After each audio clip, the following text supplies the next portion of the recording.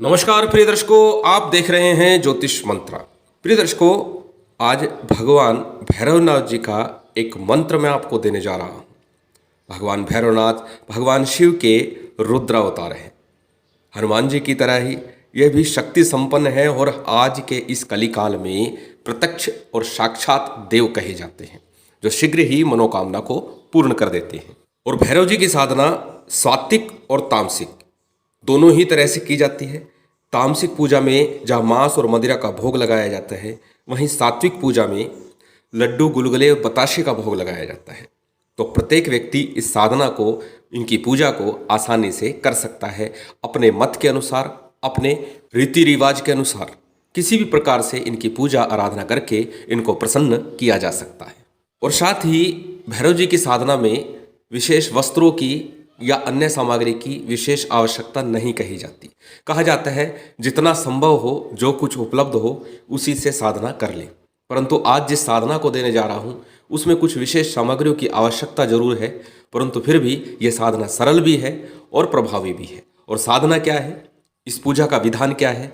यह साधना मूल रूप से जुए में, सट्टे में या लॉटरी में या फिर शेयर बाजार में विजय दिलाती है, जीत दिलाती है या कार्य को सिद्ध करती है।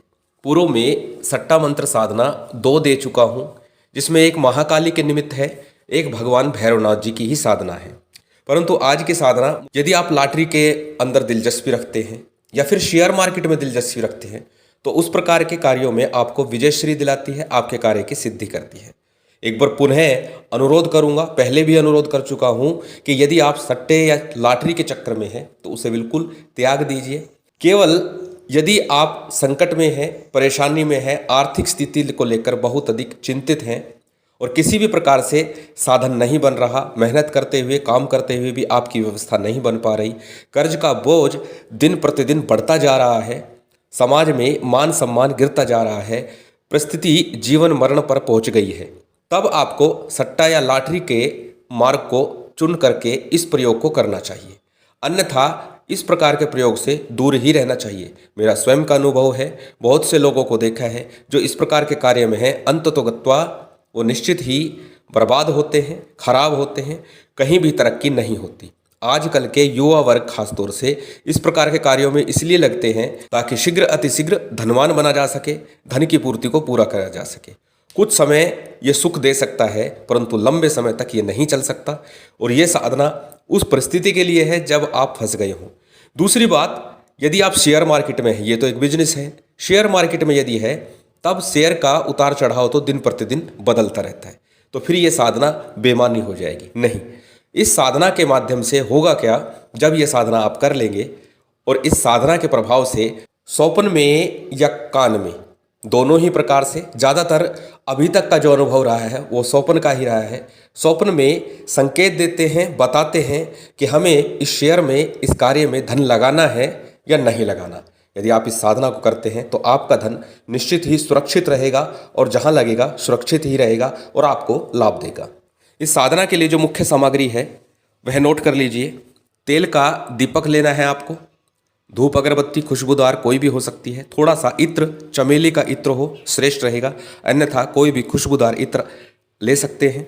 इसके साथ ही आपको थोड़ा सा गुड़ या गुड़ से बने गुलगुले, अगर गुलगुले नहीं बना सकते तो गुड़ भी चलेगा, और 1.25 मीटर लाल रंग का वस्त्र, ये आपको लेना है। इस साधना को किस प्रकार करना है इसको जान लेते हैं। प्रिय दर्शकों, पुनः याद दिला दूं, मैं स्क्रीन पर लिख करके भी दे देता हूँ। पहले आप वीडियो को पूरा देखा करें। बार बार प्रश्न आते रहते हैं, मंत्र नहीं बताया या किस समय करना है, किस माला से करना है, बहुत से प्रश्न आ रहे हैं। और ये प्रश्न तभी आ रहे हैं जब आपने वीडियो पूरा नहीं देखा। यदि पूरा देखते तो निश्चित ही जान जाते। मैं खाली बोल करके ही नहीं बता रहा हूँ, लिखित में भी आपको सामग्री के बारे में, मंत्र के बारे में और साधना विधि के बारे में लिख करके भी मैं बताता हूँ। तो चलिए जान लेते हैं इस साधना के विधि विधान को। साधना के विधि विधान को जाने उससे पहले जान लेते हैं इस मंत्र को। मंत्र साबर है, सरल है, छोटा सा है, बड़ा ही आराम से आप इसे याद कर सकते हैं, आसानी से याद कर सकते हैं। और याद करने के बाद ही मंत्र का जप किया जाता है, अनेकों बार मैं बता चुका हूँ। मंत्र आपकी स्क्रीन पर है, आप इसे देख सकते हैं, इसे नोट कर सकते हैं या फिर इसका स्क्रीनशॉट ले सकते हैं, बाद में आराम से इसे आप नोट कर लीजिएगा। मंत्र एक बार बोल के बता देता हूँ। भैरव वीर सदा सुखदाई, अन चिंता धन लाओ भाई, मेरा कार्य करो सुखदाई, तुमरो नाम बड़ो नताई, जो तू मेरा काम नहीं करे तो 84 सिद्धों की दुहाई। बड़ा सरल सा साधारण सा मंत्र है, इसे पहले याद कीजिएगा और फिर साधना में रत होइएगा, साधना को कीजिएगा। चलिए अब जान लेते हैं साधना के विधि विधान को। इस साधना को रात्रि काल में किया जाएगा। रात्रि का समय कोई भी हो सकता है, सूर्यास्त के बाद कभी भी इस साधना को आप कर सकते हैं। श्रेष्ठ रहेगा यदि आप 9 बजे 10 बजे के बाद इस साधना को करें। दूसरा, साधना में मुख आपका पूर्व दिशा या उत्तर दिशा की तरफ रहेगा। तीसरी चीज, आसन इसमें किसी भी प्रकार का आप ले सकते हैं, कोई भी आसन ले सकते हैं। ऊनी ले, सूती ले, कम्बल का ले, श्रेष्ठ होता है। हमेशा बोलता हूं कि ऊनी या कम्बल का आसन श्रेष्ठ माना जाता है, तो आप कोई भी आसन ले सकते हैं। जब बात लक्ष्मी या धन प्राप्ति की आती है तो मैं अक्सर बोलता हूं लाल रंग का आसन ही श्रेष्ठ होता है। इस साधना के लिए आपको जो माला लेनी है वह श्रेष्ठतम माला है शंख माला। यदि आप शंख माला का प्रबंध कर सके, शंख माला ले सके तो वही लीजिएगा। अन्यथा मूंगे की माला या फिर रुद्राक्ष की माला आप प्रयोग कर सकते हैं, लेकिन जो भी ले वो प्राण प्रतिष्ठित ले। प्राण प्रतिष्ठा विधि का लिंक आपको डिस्क्रिप्शन में मिल जाएगा, वीडियो डल चुका है। और इसके साथ ही आपको एक मोती शंख लेना है या हीरा शंख लेना है, दोनों में से जो आपको मिल जाए। मोती शंख ही ज़्यादा सरलता से मिल जाएगा, सस्ता भी होता है, तो आप मोती शंख लीजिए। चलिए जान लेते हैं अब साधना के विधि विधान को, किस प्रकार से ये साधना करनी है। शुक्रवार के दिन से ये साधना आरंभ होगी। तो शुक्रवार की संध्या काल में सबसे पहले नज़दीक के किसी भैरव मंदिर में जाइए। लेकर के क्या जाना है, एक चौमुखा सरसों के तेल का एक दीपक लेकर के जाना है। थोड़ा सा गुड़ आप ले लीजिए। यदि 7 गुलगुले ले सकें तो श्रेष्ठ रहेगा, अन्यथा गुड़ से काम चल सकता है और गुड़ प्रयोग किया जा सकता है। थोड़ा सा सिंदूर जो भैरव जी पर चढ़ता है, और साथ ही इत्र, जैसे कि बताया चमेली का इत्र श्रेष्ठ रहेगा, अन्यथा कोई भी इत्र आप लेकर जा सकते हैं। ये लेकर के जाइए और भैरव जी के समक्ष जा करके सबसे पहले सिंदूर तेल अर्पण कीजिए, दीपक प्रज्वलित कीजिए और उसके बाद इत्र छिड़क करके और गुड़ भेंट कर दीजिए, प्रसाद के रूप में अर्पण कर दीजिए। इतना भर करना है। प्रार्थना करनी है साधना में सफलता के लिए, सिद्धि के लिए। प्रिय दर्शकों, ये हर साधना में वैसे तो मैं बताता हूँ कि जब भी किसी देवी देवता की साधना करें तो पहले उस देवी देवता के मंदिर जाइए और भेंट पूजा अर्पण करके उनसे क्षमा प्रार्थना कर आशीर्वाद लेकर साधना के लिए इजाज़त लीजिए। परंतु इस साधना का नियम है कि इसमें पहले भैरव मंदिर जाना ही है, तो इसलिए इस साधना को आरंभ करने से पूर्व भैरव मंदिर जाइएगा। शुक्रवार के दिन से ही साधना आरंभ होगी और शुक्रवार के दिन संध्या काल में ही पहले भैरव मंदिर जाइएगा और रात्रि काल में घर पर इस साधना को आपको करना है। अब साधना के लिए निश्चित समय पर 9 बजे 10 बजे जब भी आपका समय निश्चित किया है आपने, उस समय आसन पर पूर्व या उत्तर मुख होकर के बैठ जाइए। सामने चौकी पर, बाजोट पर, पट्टे पर लाल वस्त्र जो लिया है उसे बिछा दीजिए और उसके ऊपर अक्षत से, चावल से एक भैरव यंत्र का निर्माण करना है। भैरव यंत्र स्क्रीन पर आपको दिखाई दे रहा है। आपको ये यंत्र चावलों से बनाना है। वैसे नियम तो ये है कि जो आपने मोती शंख या हीरा शंख लिया उसके ऊपर बनाइए, परंतु ये संभव नहीं हो पाता, ज़्यादातर साधक ऐसा नहीं कर पाते। तो उसमें दूसरा ऑप्शन ये है कि इस यंत्र को अक्षत से आप इस लाल वस्त्र के ऊपर बना दीजिए। यदि ये भी संभव ना हो तो इतना कीजिए कि अक्षत रखिए, तांबे का यंत्र बाजार से लाइए, प्राण प्रतिष्ठित कीजिए और उस यंत्र को आप रखिए और उस यंत्र के ऊपर आपको मोती शंख रखना है और उसके ऊपर काजल से एक तिलक करना है, तिलक भर करना है काजल से। और तिलक करने के बाद में उस मोती शंख को वहीं रख देना। सामने भैरव जी का चित्र लगाएं तो ठीक, अन्यथा आवश्यकता नहीं है। पहले भी बता चुका हूँ, भैरव साधन में आप त्रिशूल का निर्माण कीजिए, एक त्रिशूल बनाइए भैरव जी का।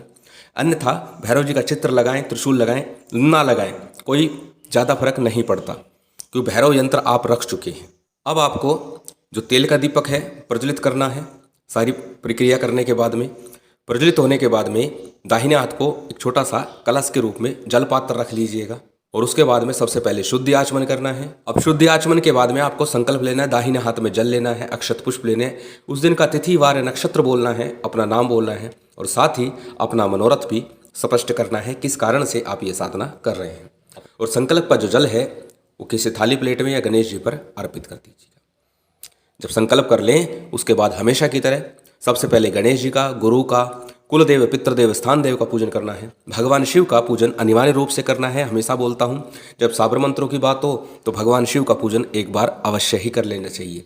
और पूजन भी कितना, सिर्फ अक्षत पुष्प लेकर के, उनका ध्यान स्मरण करके उनके नाम से अक्षत पुष्प छोड़ देने चाहिए, उन्हें आमंत्रित करने के लिए, उनके आशीर्वाद के लिए। और उसके बाद में भैरव जी का पूजन करना है। भैरव के साथ भैरवी का पूजन अनिवार्य रूप से करना है। माँ भगवती का पूजन कर लीजिएगा, कि जब भी भैरव जी का पूजन करें तो भैरवी का, देवी का पूजन करना है। देवी का पूजन करें तो भैरव जी का पूजन भी अनिवार्य रूप से करना है। इसके साथ कई बार बता चुका हूँ, महासाबरी मंत्र मैंने एक दिया हुआ है, उसका 11-21 बार जब साबर मंत्रों की साधना करें तो 11-21 बार जप कर लीजिए। या फिर ये मंत्र है स्क्रीन पर, इस मंत्र का भी आप 11 या 21 बार जप कर लीजिए। साबर मंत्रों की साधना में ये दोनों ही मंत्र सहायक होते हैं, सिद्धदायक होते हैं। साबरी मंत्र का लिंक मैं आपको डिस्क्रिप्शन में दे दूंगा और ये मंत्र भी आपको डिस्क्रिप्शन में मिल जाएगा। जो मंत्र इस साधना के लिए किया जाएगा वो मंत्र भी डिस्क्रिप्शन में मिल जाएगा, और सभी मंत्रों को लगभग मैं डिस्क्रिप्शन में दे देता हूँ, आप वहाँ से आसानी से नोट कर सकते हैं। इस मंत्र को एक बार बोल के बता देता हूँ। गुरु सठ गुरु है वीर, गुरु साहब सुमरी बड़ी भात, सिंगी टोरो बन कहूँ बन नाऊ करतार, सकल गुरुन का हर बजे, गट्टा पकड़ उठ जाग, चेत संहार श्री परमहंस। छोटा सा मंत्र 11-21 बार करना, कोई बड़ी बात नहीं है, ज़्यादा समय नहीं लगना, निश्चित ही आपको ये करना चाहिए। या फिर जो मैंने पहले महासाबरी मंत्र बताया उसका आप जप कर लीजिए 11-21 बार, और उसके बाद साधना को आगे बढ़ाइए। सबसे पहले गणेश मंत्र की एक माला कीजिए, उसके बाद गुरु मंत्र की एक माला कीजिए, और उसके बाद जो मूल मंत्र है उसकी आपको 21 माला करनी है। 11 दिनों तक की ये साधना रहेगी। पुनः याद दिला दूं, शुक्रवार से यह साधना होगी। वैसे भैरव जी की साधना शनिवार रविवार से होती है, परंतु ये साधना शुक्रवार से होगी, और शुक्रवार के दिन से आरंभ करके 11 दिनों तक 21 माला प्रतिदिन जपते हुए यह साधना करनी है। मंत्र स्क्रीन पर आपको दे चुका हूँ, डिस्क्रिप्शन में आपको मिल जाएगा। पुनः एक बार मंत्र दोहरा देता हूँ। भैरव वीर सदा सुखदाई, अनचिंता धन लाओ भाई, मेरा कार्य करो सुखदाई, तुमरो नाम बड़ो नताई, जो तू मेरा काम नहीं करे तो 84 सिद्धों की दुहाई। ये छोटा सा मंत्र है, 21 माला करने में बहुत अधिक समय नहीं लगने वाला, बड़ी सरलता से आप कर सकते हैं। और हमेशा बोलता हूँ, कुछ प्राप्ति के लिए कुछ समय तो आपको देना पड़ेगा। संभव हो तो कपूर से थोड़ा आरती कर दीजिए, आरती नहीं आती तो केवल 7 बार आरती को घुमा दीजिए, और उसके बाद में जो भोग नैवेद्य आपने रखा हुआ है उसको अर्पण कर दीजिए। उसके बाद में दाहिने हाथ में जल लीजिए और समर्पण कीजिए। समर्पण के लिए पहले बता चुका हूँ, दाहिने हाथ में जल लेकर के मानसिक रूप से प्रार्थना करनी है कि भगवान, जो मैंने जप तप व्रत किया वो सब मैं आपको समर्पित करता हूँ, अब जैसी आपकी इच्छा हो वैसा कर दीजिए, अर्थात मेरे हित का कार्य कर दीजिए। और वो जल भगवान के चरणों की तरफ छोड़ दीजिए। नियम है, देवता के दाहिने हाथ को देवी के बाएं हाथ की तरफ छोड़ा जाता है। और उसके बाद में आसन को प्रणाम करना है। आसन को प्रणाम करके आप उठ जाइए।